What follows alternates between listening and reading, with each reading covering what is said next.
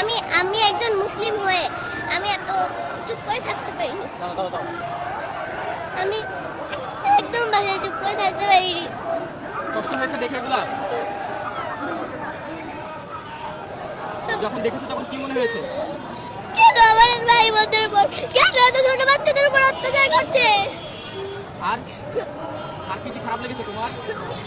আমাদের মুসলিমদের উপরেই কেন এত অত্যাচার করা হয়?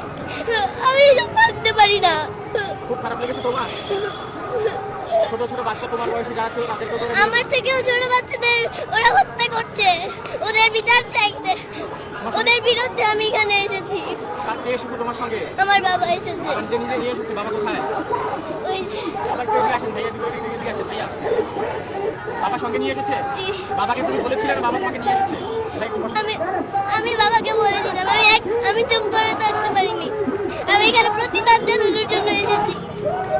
হ্যাঁ, যদি বাচ্চাকে নিয়ে এসেছেন একেবারে ছোট বাচ্চা, যদি একটু জানতে চাই আসলে ছিল তারা নিজে নিয়ে আসা। এটা আসলে আমাদের ইমানি দায়িত্ব। বিশেষ করে আজারি সাহেবের একটা পোস্টে যখন দেখলাম যে আপনি আপনার সন্তানদেরকে নিয়ে আসবেন, এই পোস্টে আমি ওকে বলেছি, তখন সে বলেছে যে বাবা আমিও যাব। সেই চিন্তা ভাবনা থেকে নিয়ে আসছি। আর ও নিউজগুলি দেখে বাসায় কান্না করে খুব, যে ওর মতো বয়সের বাচ্চারা খেতে পারছে না, গুলিতে মরছে। এগুলি দেখে আমাকে বললো বাবা আমাকে নিয়ে যেতে হবে, প্রথম থেকে নিয়েই যাই, এই জন্য নিয়ে আসছি। আর কি কি খারাপ লেগেছিল? ওর খুব তো দেখছি কান্না করতেছে, এখনো কান্না করতেছে আসছে। না, আমরা চাই মানবতার মুক্ত হোক, মুসলমানদের মুক্ত হোক, ফিলিস্তিনি মুক্ত হোক, সারা পৃথিবীর মুসলমানরা যেন মুক্ত থাকতে পারে, এটি আমরা চাই। সেটারই প্রতিবাদ করতে আমরা এসেছি আজকে এখানে। বাচ্চাদেরকে ছোট থেকে কি এই শিক্ষা দিয়ে বড় করছেন কিনা? সেটাই চিন্তা করছি, যে চেষ্টা করছি যেন ইসলামের শিক্ষাটা, মানবতার শিক্ষাটা যেন দিতে পারে, এই চেষ্টাটাই করছি। তুমি কি চাও এখন? এই যুদ্ধ বন্ধ, এটাই চাই আমি। এটাই চাও? আল্লাহর কাছে দোয়া করছো? জি, কি দোয়া করছো তোমার ছোট ছোট ভাই বোনদের জন্য? এই যুদ্ধ যেন বন্ধ হয়।